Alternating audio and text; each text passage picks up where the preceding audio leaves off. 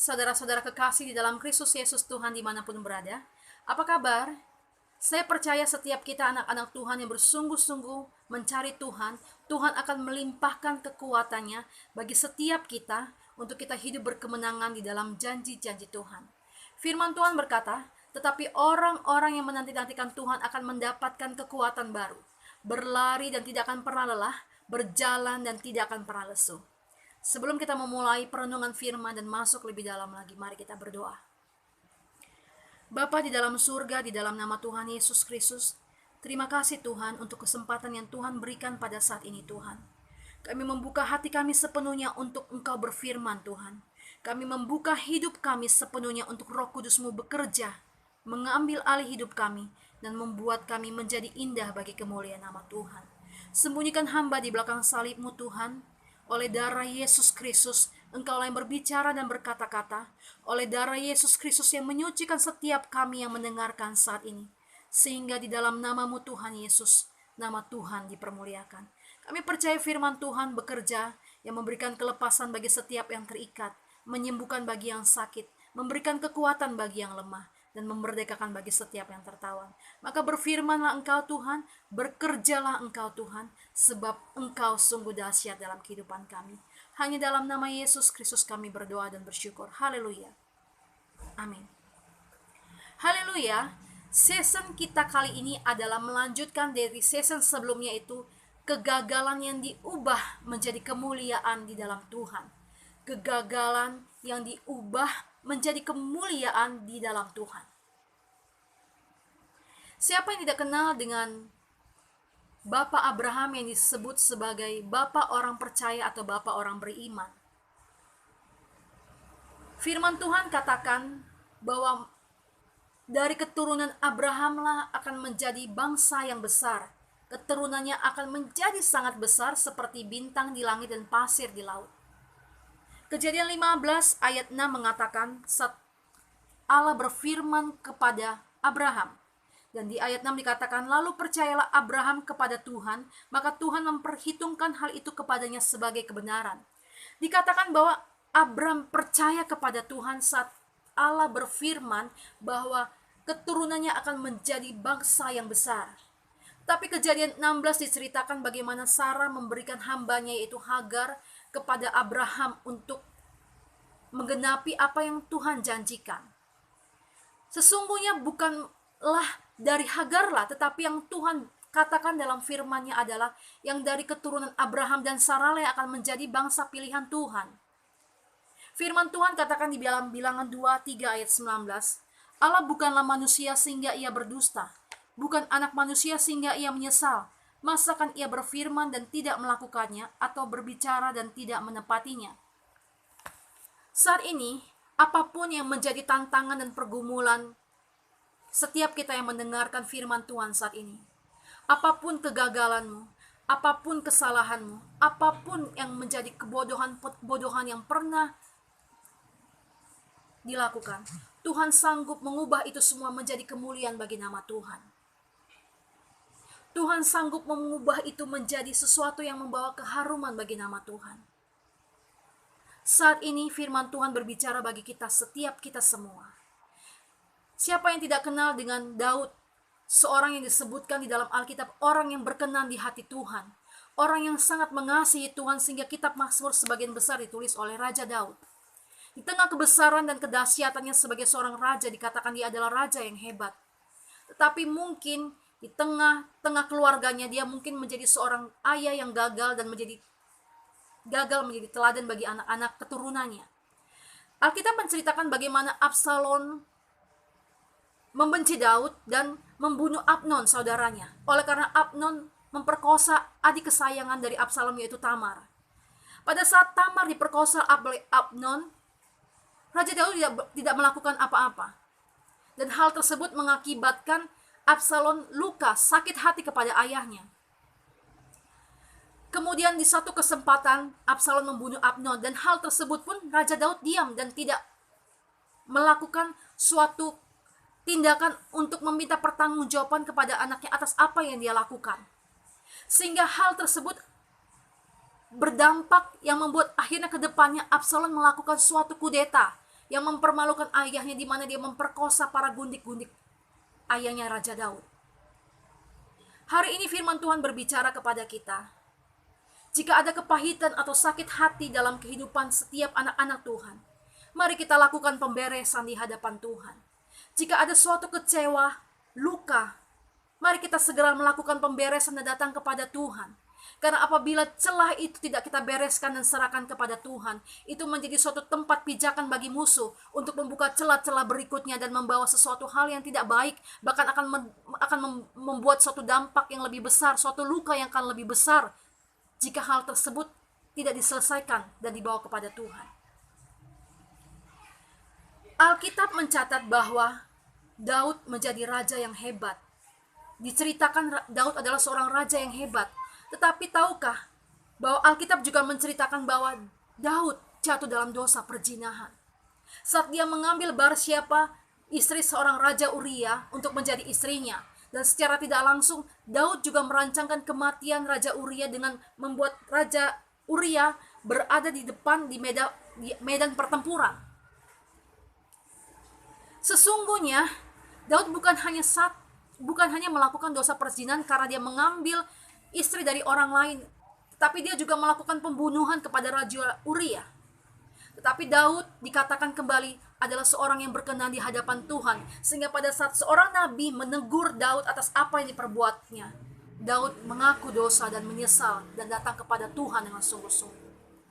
Demikianlah juga Tuhan mau pada saat ini. Apapun yang kesalahan yang pernah kita lakukan, apapun segala sesuatu dosa yang tersembunyi yang sekalipun manusia tidak melihatnya, Tuhan mau untuk kita datang kepadanya untuk mengakui dan bertobat kepadanya. Tuhan sanggup mengubah aibmu. Tuhan sanggup mengubah kegagalanmu. Tuhan sanggup mengubah kebodohanmu menjadi kemuliaan yang membawa keharuman bagi nama Tuhan.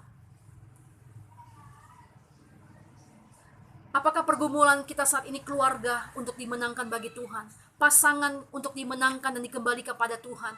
Anak-anak yang untuk menjadi anak-anak yang takut dan cinta Tuhan? Orang tua menjadi orang tua yang menjadi teladan buat anak-anaknya. Sesungguhnya kita yang hidup di dalam masa anugerah, di dalam perjanjian baru di mana Yesus Kristus Tuhan datang sebagai Tuhan dan Juru Selamat hidup kita. Sesungguhnya kita menjadi orang-orang yang harus lebih bersyukur daripada orang-orang hidup dalam perjanjian lama. Karena kita langsung bisa datang kepada Bapa melalui anak yang tunggal Tuhan Yesus Kristus. Firman Tuhan berkata, bagi Bapa yang dapat melakukan jauh lebih banyak daripada apa yang kita doakan dan pikirkan. Oleh karena itu, Tuhan sebagai Tuhan dan Juru Selamat dalam kehidupan kita, Dia juga menjadi penebus atas hidup kita, dan Dia juga menjadi pembela atas kehidupan kita. Sehingga pada saat kita mengakui kesalahan dan dosa kita, maka Tuhan Yesus akan menjadi pembela bagi kita, yang menyucikan kita dari segala kejahatan kita. Siapa yang tidak kenal dengan tokoh yang bernama Yusuf? Saat Yakub sangat menyayangi Yusuf, karena Yusuf didapat dari istri yang dikasihinya, yaitu Rahel. Tetapi oleh karena kasih sayang yang berlebihan kepada Yusuf, itu mengakibatkan kecemburuan dari saudara-saudaranya. Saat ini Bapak Ibu yang sedang mendengarkan, jika engkau memperlakukan anak-anakmu berbeda antara A, B, dan C, mari kita bertobat. Perlakukanlah anak kita dengan seadil-adilnya, tanpa memilih kasih sayang yang A untuk lebih besar, yang B sedikit. Karena hal tersebut akan membuat luka hati anakmu. Karena tanpa disadari itu akan membuat sesuatu kebencian dan sakit hati di dalam hati anak-anakmu. Tuhan mau kita belajar dari kesalahan-kesalahan dari tokoh-tokoh Tuhan yang Tuhan sampaikan pada saat ini. Jangan kita memperlakukan anak-anak kita dengan tidak adil. Seolah-olah yang A menjadi anak kesayangan kita, sekalipun itu mungkin benar bahwa ada dari 3 anak atau 4 anak, ada 1 anak yang lebih di hati kita. Tetapi jangan kita terlalu mengagungkan dan melebih-lebihkannya, seperti kejadian dari cerita dari Yusuf, di mana kita boleh mengambil suatu pelajaran saat Yakub memperlakukan secara berlebihan kepada Yusuf, dan akhirnya membuat saudara-saudaranya cemburu dan akhirnya berusaha membunuh Yusuf. Tetapi sesungguhnya Tuhan pun bekerja atas Yusuf, di mana Tuhan memproses Yusuf menjadi pribadi yang rendah hati, pribadi yang takut Tuhan, pribadi yang bergantung penuh kepada Tuhan. Sehingga pada waktunya Tuhan mengangkat Yusuf menjadi orang kedua di tanah Mesir setelah Firaun. Sesungguhnya di dalamnya pun Tuhan berfirman berkata bahwa Allah turut bekerja di dalam segala sesuatu untuk mendatangkan kebaikan bagi setiap orang yang mengasihinya, bagi setiap orang yang terpanggil sesuai dengan rencana Allah. Saya percaya pada saat kejadian itu terjadi bagi Yusuf, betapa sakit dan pedihnya hati Yusuf saat dia dipenjarakan, saat dia dibuang oleh saudara-saudaranya, saat dia memohon belas kasih kepada saudaranya tetapi tidak digubris dan tidak diperdulikan. Tetapi waktu Tuhan menyatakan kemuliaan bagi Yusuf, waktu Tuhan menyatakan kemuliaan bagi setiap kita yang saat ini mendengarkan firman Tuhan. Tuhan sanggup mengubah aibmu. Tuhan sanggup mengubah aibmu dan aib saya menjadi kemuliaan bagi nama Tuhan. Tuhan sanggup mengubah kebodohanmu dan kebodohan saya menjadi kemuliaan dan kebanggaan bagi nama Tuhan. Tuhan sanggup mengubah kegagalan itu menjadi sesuatu kekuatan di dalam Kristus Yesus Tuhan. Tetapi maukah kita memberikan hati kita sepenuhnya kepada Tuhan? Firman Tuhan berkata saat ini, jagalah hatimu dengan segala kewaspadaan karena dari situlah terpancar kehidupan. Tuhan tidak mau kita menyimpan kepahitan. Tuhan tidak mau kita menyimpan sakit hati. Tuhan tidak mau kita menyimpan kebencian. Karena itu menjadi suatu celah bagi musuh untuk berpijak dalam hidup kita. Tuhan mau kita membereskan hati kita kepada Tuhan. Tuhan mau kita membuka hati kita sepenuhnya kepada Tuhan. Sehingga kita dipenuhi dengan kasih Bapa. Sehingga kasih Bapa itu yang memampukan kita untuk dapat mengampuni dan mengasihi sesama kita. Firman Tuhan katakan di dalam Yehezkiel 36 ayat 26, menjadi kekuatan bagi kita di saat ini. Yehezkiel 36 ayat 26. Kamu akan kuberikan hati yang baru dan roh yang baru di dalam batinmu, dan aku akan menjauhkan dari tubuhmu hati yang keras, dan kuberikan kepadamu hati yang taat. Saat ini saya berdoa dan Roh Kudus bekerja bagi setiap kita bahwa kita akan diberikan hati yang baru dan kita diberikan hati yang taat untuk dapat melakukan apa yang Tuhan mau dalam kehidupan setiap kita anak-anak Tuhan. Dan firman Tuhan berkata bahwa setiap kita yang meratap saat ini, setiap kita yang menangis saat ini, setiap kita yang saat ini bergumul untuk sesuatu kemuliaan Tuhan, untuk setiap janji Tuhan digenapi dalam kehidupan kita, Tuhan akan berikan. Mazmur 30 ayat 12 berkata, aku yang meratap telah kau ubah menjadi orang yang menari-nari. Kain kabungku telah kau buka, pinggangku kau ikat dengan sukacita. Haleluya. Saat ini Tuhan mengubah ratapanmu menjadi tari-tarian. Saat ini Tuhan mengubah air matamu dan menggantikan air matamu yang menjadi suatu sukacita dan membawa keharuman bagi nama Tuhan.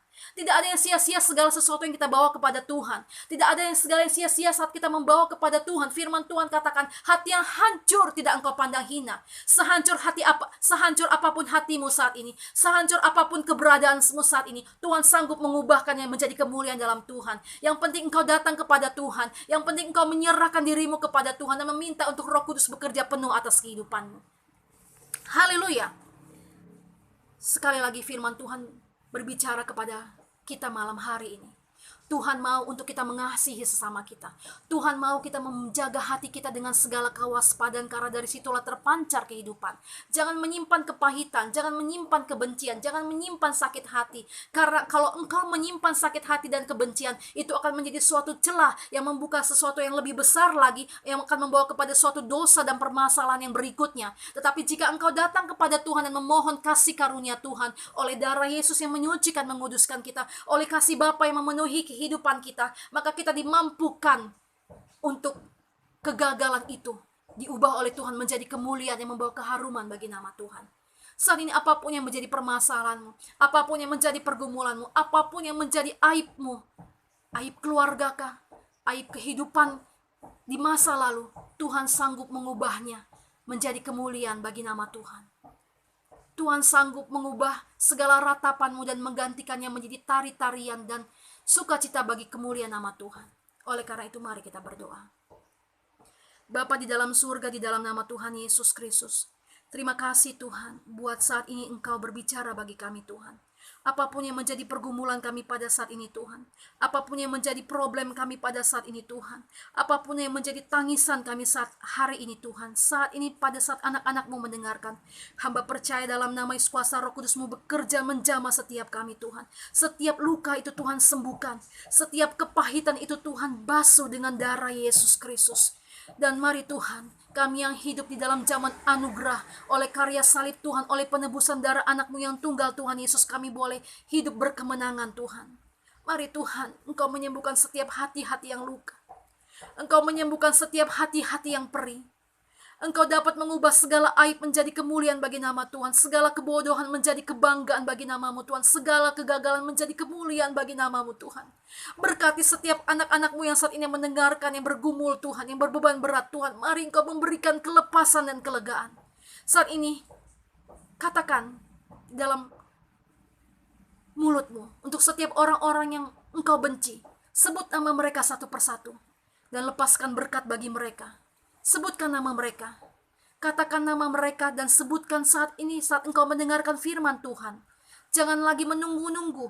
Tapi saat ini saat engkau mendengarkan firman Tuhan, mari jangan keraskan hatimu. Sebab firman Tuhan berkata, aku akan memberikan hati yang baru dan roh yang taat untuk kita, untuk engkau melakukan firman Tuhan. Lepaskan pengampunan. Berikan berkat bagi orang-orang yang menyakitimu. Karena Tuhan sanggup mengubah kegagalanmu, kebodohanmu, dan kebodohan saya. Aibmu dan aib saya menjadi kemuliaan bagi nama Tuhan. Yesus Kristus datang dalam kehidupan kita untuk kita mempunyai hidup dan mempunyai dalam segala kelimpahan di dalam roh, jiwa, dan tubuh. Mari dalam nama Tuhan Yesus, Roh Kudus Engkau bekerja dan menjamah. Engkau melihat setiap tangan-tangan yang terangkat. Engkau membuka setiap hati yang terbuka. Engkau mendengar setiap rintihan dan tangisan dan jeritan-jeritan. Dan Engkau mengubahkan itu menjadi tari-tarian bagi kemuliaan nama Tuhan. Berikan kami hati yang taat, roh yang baru, di mana kami memuliakan nama Tuhan. Terpujilah Engkau Bapa, Allah yang sanggup menjadikan segala sesuatunya menjadi indah dan harum bagi kemuliaan nama Tuhan. Di dalam nama Yesus hamba menyerahkan jemaat-Mu Tuhan. Kami hamba menyerahkan anak-anak-Mu ke dalam tangan-Mu Tuhan. Di dalam nama Bapa, Putra dan Roh Kudus, di dalam nama Tuhan Yesus. Sebab saat ini terjadi lawatan Tuhan. Saat ini kuasa Tuhan bekerja, menjamah, melawat, dan memberkati kami semua. Hanya di dalam nama Yesus Kristus. Haleluya. Amin. Saya percaya terjadi suatu kelepasan, terjadi suatu terobosan, terjadi sesuatu kekuatan, kemenangan bagi setiap kita yang bersungguh hati kepada Tuhan Yesus. Tuhan memberkati.